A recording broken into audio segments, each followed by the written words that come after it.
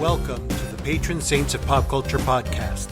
I'm Miguel Covarrubias. And I'm Kathy Covarrubias. And today, let's talk about Part 1, Episode 7 of the Netflix show, The OA. Mix things up a little bit. So, as always, we are inviting you to come and watch The OA with us. Mm-hmm. If you have not yet seen the series, it is available on Netflix, both Part 1 and Part 2. The entire episodes of those parts are available, so go and watch that. You can binge it, or you can go episode by episode with us as we watch through. Yep. So, we invite you to do so. The summary and review. Are we looking at me? So I'm starting first? Sure. Your review first. Oh, or no. Your summary first. Okay. So I think I need to make a confession here. So I usually wait to see what you say, and then I just build off of what your summary was. You caught me. Okay. In that case, the OA does not continue her story. We're doing more of the story of what is going on in present day 2016 Michigan with the children and BBA. Or teens. Teens, sorry. I still think of teens as children.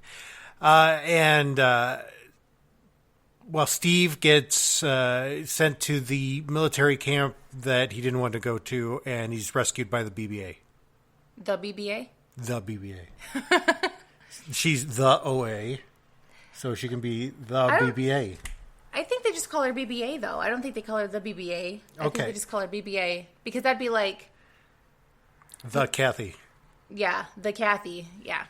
Anyway, summary.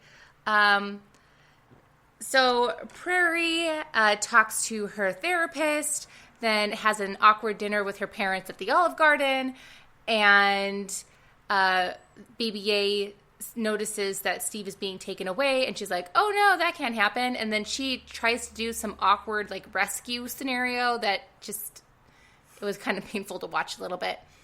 And that's it, really, right?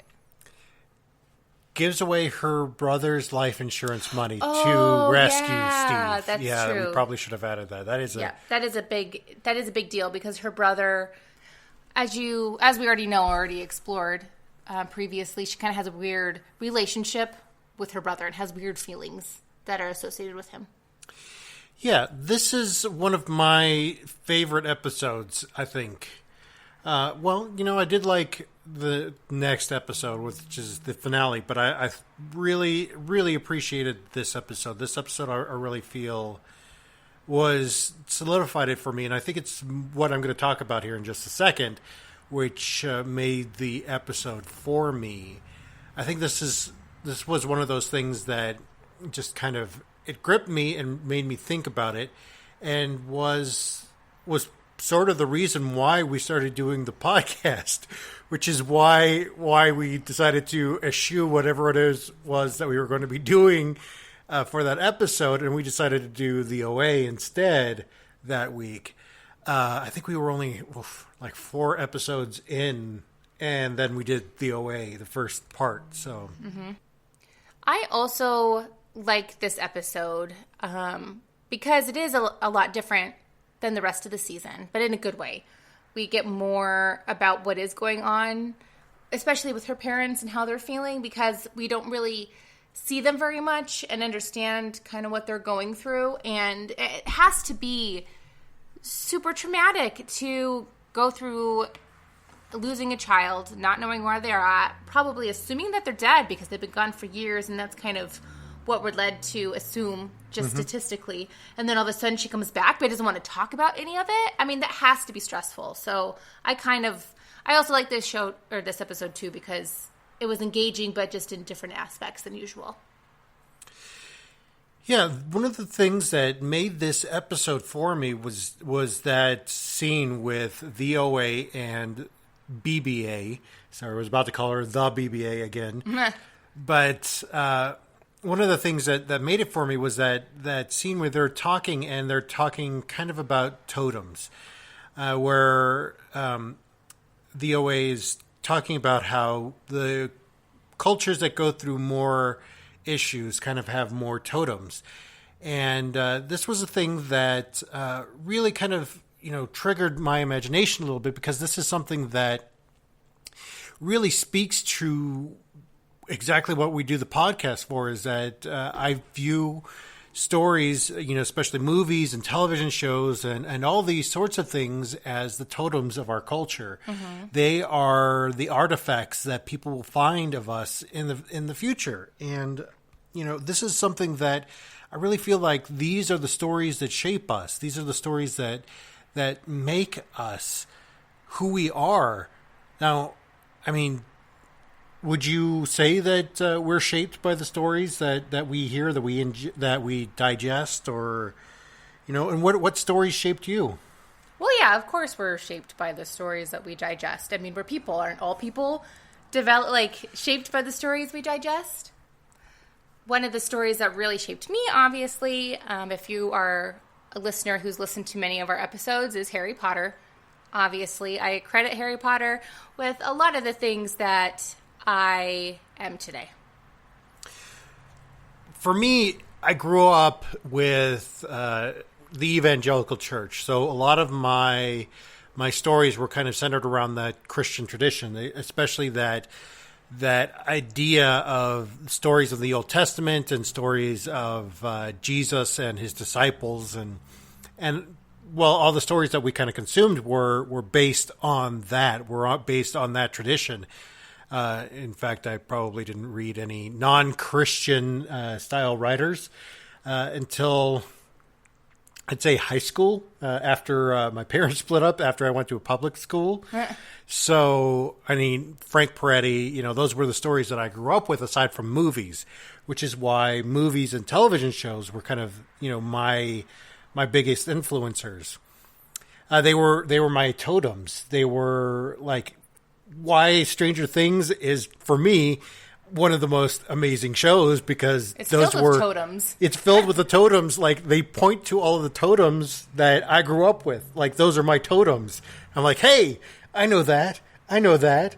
I know that. Especially with this last season with Back to the Future. We'll talk about that here in the future. But that's my totem. It's my favorite movie, and it was the year that it came out, and it's my movie.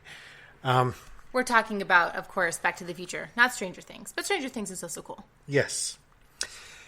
Well, that's one of the reasons why we were led to start the podcast. Was I like finding these things. I like finding these larger truths within the totems of our culture. What does it teach us? What does it give us? What sort of things does this do? And I think this is important, especially for the OA to bring up, because it's right before that awkward dinner with her parents, where that's what I can't remember her name, Prairie's mom's need from her. She needs that story in order to hold it as a totem. She needs it as a sign of, okay, I need to put it behind me. This is my need for closure. Yeah. Is I need a story to go along with this, so I can know what to pull from this. I know what sort of truth to pull from what happened to you. And let's be honest, the OA was being a little snarky when she was telling her like the bits of the more fantastic parts of her story, when she could have just said, a guy lured me to New York. He took me to his home under the guise of, I can't remember what he had said, but he took me to his home and then he put me in a basement. Yeah. You know what I mean? And he did experiments on us, like medical experiments. She could have said that, and I think it would have been a lot easier for her mom to digest, because it seems more, it seems like it really could happen. Well, and that's what did happen. Yeah. And for human beings, I think that we're so based on story, on narrative, that we need those stories as totems to pull us into those truths. Oh, what I was saying was, like, Prairie could have said those things instead of saying, I am the original angel. No, I know. You know what I mean? Yeah, no, what I'm saying is that we need see, I'm only thinking of Abel. I can't remember her mom's name. That's okay, honey. she needed the, like, even just the small bits of truth. Yeah. That so that she could pull something from that to be able to say, okay, this is a totem for me. I can find the truth in this. This is a truth. What she got from this, I can find some truth for myself here in this as well. Yeah. Well, and this is for all of us, because we all find truth in these stories that we consume, and it helps us to become better people. Like, do you think that you need a real person, or are fictional people like enough to teach you like true things about life? And if so, who was your main influence for your life? And we're probably going to go back to Harry Potter, aren't we? I don't know. I have big eyes right now because I'm like, that's a lot to ask me, because we consume stories on the daily. Like I can't pinpoint one specific person, one specific story that had the biggest. I mean, obviously Harry Potter did have a big influence on me, but then so did Captain Planet. He had a huge influence on me. And so did the Power Rangers. It also had a big influence on me. So I can't point to one story because it's all just a collective. Okay. All right. Any response to that? Well, for me, I would say that, all of my stories are based off of fictional tellings of people. I mean, whether you believe that the Bible is a historical narrative or not, they're made up stories about people. Like, even if it's a factual narrative of what actually happened, yeah, that's a story. That's something that you're going to pull truth from. But for me, I think that's the stories that I grew up with. I grew up with those people, with those saints and stuff like that, that I really, well, we didn't call them saints because we were evangelicals. I was about to say saints. But like the apostles and everything else, because I knew like St. Luke, St. Matthew, and all that other stuff. But for me, it's the saints of fiction that really resonated with me. There was a pop culture. There was a not pop culture. There was a Christian writer, Frank Peretti, that I read pretty much all of his books growing up, and he had a series for young adults. And there was a father in that series that really, for me, I think, really shaped who I wanted to be, and also like Peter in the Chronicles of Narnia. Like, I really wanted to be like Peter. Like, Peter was like, he knew what he wanted. He knew that even when he did wrong, he needed to fess up to it and be honest and open about it. And so that's why I think, C.S. Lewis and Frank Peretti were kind of shaping, were the writers of those stories that I grew up with that really helped to shape who I was, who I became. But we also can't discredit the actual people who have lived, who are inspirational to us as well, too. No, I know. What I'm saying is that I think that I was shaped more by fiction than I was by nonfiction. I also think, too, it kind of depends on how you were raised, too. Because if you aren't given good stories from real people to actually draw inspiration off of, how can you be shaped by them, Yeah, I think that's... I'm going to try to cut this down because this can be a really long conversation if I don't cut this down. But especially people who gave their testimonies at church, like how they were saved from a life of drug addiction or all this other stuff. That, yeah, I wanted to have a good testimony. Like I wanted, but I knew that, I was never going to be like, I'm never going to get into that stuff. I was never had enough like pain in my life to do that. And so were you jealous of them a little bit? Yeah, I was jealous of them because they had better stories. And, now that I think back on it, like I look back on it now, I'm like, I don't know that any of those stories were actually true. No, there was a couple of circumstances where we went on a mission trip with a group that we didn't realize were going to be super evangelical. And some of the kids leading it, they're not kids, they were college students leading it, gave their testimonials, and I'm just thinking to myself, there's no way you have gone through that. And I know it's very judgmental of me because maybe they did, maybe they didn't, but I don't know. I kind of am coming from a church that didn't rely on testimonials. Yeah. You know, because I grew up Catholic, and testimonials wasn't really a big thing, really, for us, because most people who are Catholic grew up Catholic, and so there wasn't any, or if they did become Catholic later, it was because they married into it. Yeah. You know what I mean? So their testimonials wasn't really a big thing, and I just kind of thought that it was a little weird. And then when people asked me for my testimonial, I was like, I don't know. I've always been part of the church, I guess. See, and that's what I mean. I was jealous of them because, that was me. I've always been a part of the church. I didn't have any life-changing experience. I think it was more life-changing after the fact, after I kind of I became more agnostic than Christian. Mm-hmm. I think that was much more life-changing was realizing that it doesn't matter. It doesn't matter if the stories are true or not. What matters is the truths that come from the story. Yep. Just like this truth I'm going to lay down. Did you like that segue? Oh, yeah. That was lovely. I mean, in the history of our segues, I'm pretty sure that was our at least top 10. Yes. Oh, top 5. Top 5. It's more cool if you don't point it out, though. It's too late.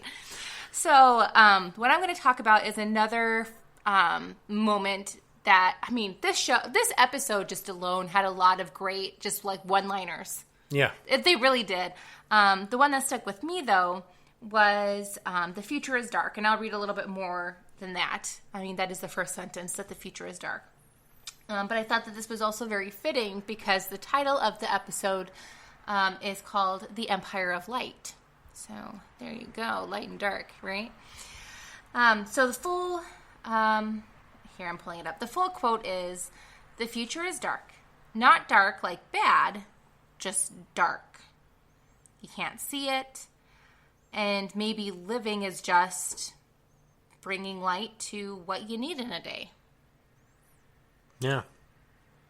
So I was just like, yeah, you're right. Dark isn't, in my understanding, what she was saying was that the dark is just unknown. Not the dark. The future is just unknown, which a lot of people take that as being dark. Yeah. But it's just, we just don't know it. We can't see what's going to happen. We automatically think of darkness as being scary and bad a lot of the times because, when it comes to horror movies, 9 times out of 10, are they set during the day or are they set at night? When do most ghost stories happen? Do people see ghosts during the day, or do people claim to see ghosts at night?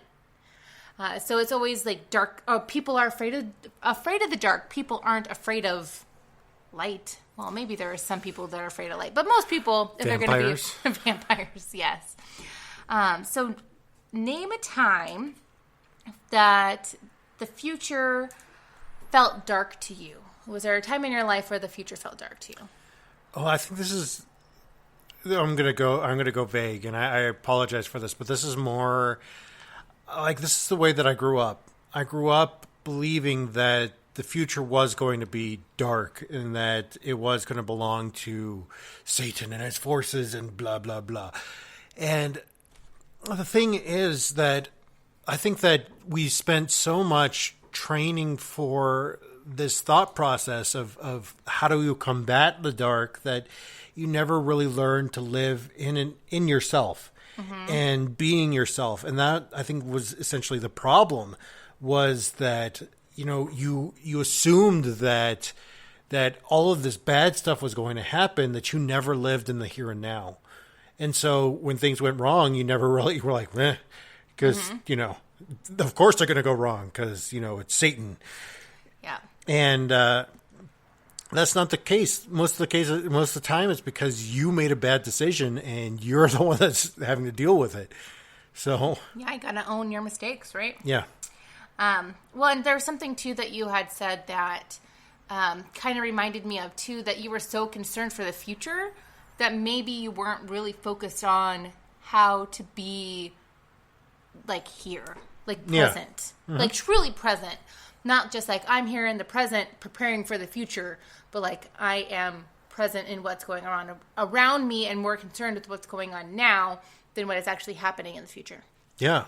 Well, very much so. And I think this was something that part of that big life-changing moment that I really learned to appreciate and just, really fully embody that I don't know what's going to happen in the future, and that's okay. And it's okay to just be here and now and deal with what's going on here and now and dealing with the present. So you gave me a very broad answer. So my next question doesn't really make sense because my next question is, how did it turn out? Well, that's how it turned out, was that I didn't stop focusing on the future until it took a big life-changing event to kind of shake me back into figuring out who I was. Mm-hmm. And like a lot of the times it didn't really turn out too bad because, I'm still alive. I'm still here. I've got a podcast. I've got a wife. I've got a son. Those are good things. Mm-hmm. I've got a dog who's, I think, passed out now after his walk. So he's an old man dog, and we took like an hour walk. So he's not going to be moving for a while. So kind of moving on to the next point, just to kind of move things along here. So as you know, darkness isn't always bad. I mean, darkness doesn't have to always be bad. Sometimes without the dark, there's certain good things that you can't see. Like, for example, without the sun, us traveling around the sun, without us rotating, we can't see the stars. And when the sun's gone, it's darker. And then that's when we can see the stars. The stars are always shining, which blew, 7-year-old me, like my mind just went like, what? The stars are always out there? But yes, the stars are always out there, but we just can't see them until the sun is gone and it's dark enough for us to actually see them. Yeah. So sometimes we need the dark in order to see good things or beautiful things. Well, to see the light that's already there. In fact, one thing for me that I really like about the dark is that it helps to calm me. Like when I'm really, really upset, I tend to cocoon myself. That could be either with my hair or with blankets or just like in a dark place. And it kind of helps like center me and bring me back into like a good spot. So that's why I kind of like darkness. It's not always bad. In fact, are there things that are considered to be dark that you like? Chocolate. Dark chocolate. I do prefer dark chocolate over milk chocolate, I found, which I know it's weird, but I do like. There is a time and place for milk chocolate, but like dark chocolate, I think it's more filling. It's better in cookies, dark chocolate, in my opinion, especially if you sprinkle like salt on top. Oh yeah. Yep. Or like a raspberry dark chocolate, like that's good stuff. Like the Dove dark chocolate, like those I think are better than the Dove milk chocolate. But I'm weird, and I like that because I don't know, it's just me. It's more the way robust. that I am. It's more robust. It's more filling. It gives you, well, it's the Aztec side of me. It's like I'm a true warrior then. Well, and it doesn't have as much. I mean, it's healthier for you too because it doesn't have as much fat content as well too. So, well, I'm thinking more of yes, those are dark things like dark items. I'm thinking more of like dark in terms of mood. Like for me, I really like a good thriller. Yeah. I'm not a big fan of like gore at all, but you give me something that's like super suspenseful and like where I'm like constantly afraid that there's going to be a jump scare, and you got me hooked. Like I really like that, but it's still considered dark, but I get enjoyment from it. Is there anything like that? Like, do you like gothic things or? Well, yeah. I mean, I went through that phase like everyone else. For me, I really enjoy kind of what people would call kind of darker music. A lot of music that really delves into kind of dark feelings within ourselves to kind of like those There's a song by Noah Gunderson that I just absolutely love, and I can't think of the title of it right now, but it's rather dark. It's basically saying, this is why I don't believe in God, and I think that the only way that we can, you can't really save me. There's no way to do so. All that you can do is just be here and now, is to love the person that's there with you, is to be, present in the moment. And that's, for me, those like dark. I was about to say, that doesn't seem very dark at all. That. Well, it's dark because it's a very sad song. Like it wells up a lot of dark emotions for me, but it's also joyful in a way. It helps you to see the light that it's already there. Well, when you said like dark music, like immediately what came to my mind was like Evanescence? No, not Evanescence. Oh my God, no, not Evanescence. No, I was thinking you were gonna go more like heavy metal or like death metal. That's what I was gonna assume. Well, I did go through a phase with that as well. I think everybody does. Yeah. Well, and when I play like darker characters on stage, that's kind of what I listen to right beforehand to get me prepped for it. So, yes. That's so funny. Anyway, okay, so I think we should move on to our saints of the episode. Yeah, I'm going to go with Saint Rahim. I think the FBI therapist for me was the saint of the episode. And here are the two miracles why I believe that he did. For me, Rahim, first of all, that he didn't discount Prairie's experience. He very much listened and was like, okay, that's fine. That's one interpretation of your dreams.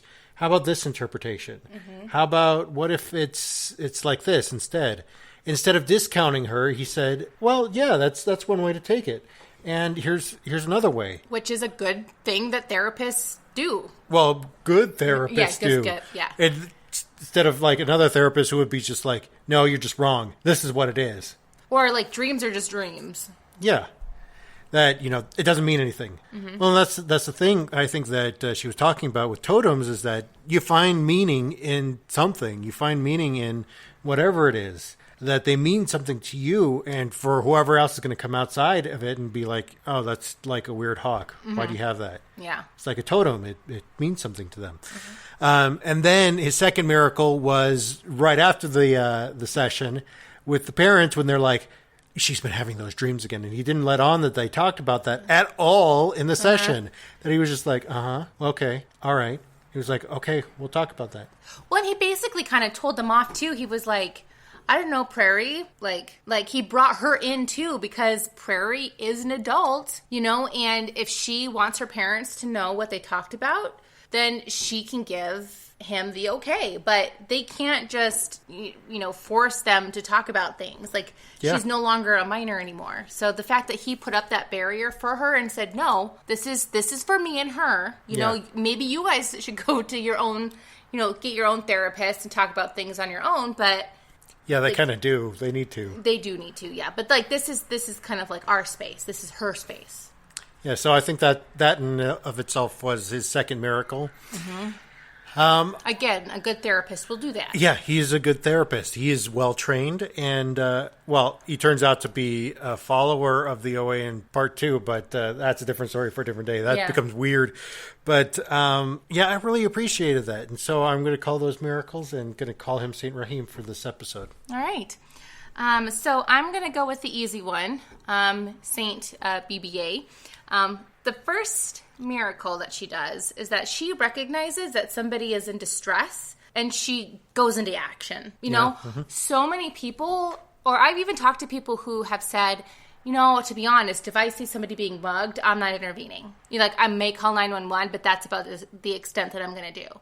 Or there's a horrible story from a few years back of a girl being attacked after she is coming home from school. Her neighbors are all over the place. They're all calling 911, but not a single person tries to intervene and stop this guy from stabbing her. Luckily, she survives somehow, but he is able to get in, multiple stabs. And the fact that nobody had, I guess, the willpower or the strength to stand up and even try to get him away from her for just a second, So the fact that BBA was like, okay, he's in trouble. Obviously, these guys didn't have any knives, but They were probably armed somehow. They're definitely a lot stronger than she is. So she has to decide on how to outsmart them, really. And that's another miracle, too. Like, she's like, okay, I'm going to do this. Then as she's driving, she's probably like, I have no idea how I'm going to do this. So she's kind of like thinking on the fly. And then when she meets him in the convenience store, she finally tells him like the plan. And so the fact that she's able to think on her feet that way, too. And it is really a good plan if he had actually followed through with it. Oh, I know. Oh, Steve, come on. And I'm like, Steve, she's trying to save you. Just say it. Anyway, but the fact that she's able to think on her feet under that much pressure and have an actual good idea is also like a miracle in itself. Because I probably would be like, okay, I'm going to go try to save this person. Now, what do I do? So... And she still follows through with her plan, even though it kind of is crumbling in front of her. Yeah. Which I think another miracle she gave us this episode was the best line ever to get off of a phone call. I gotta go. I'm eating a sandwich. Yes.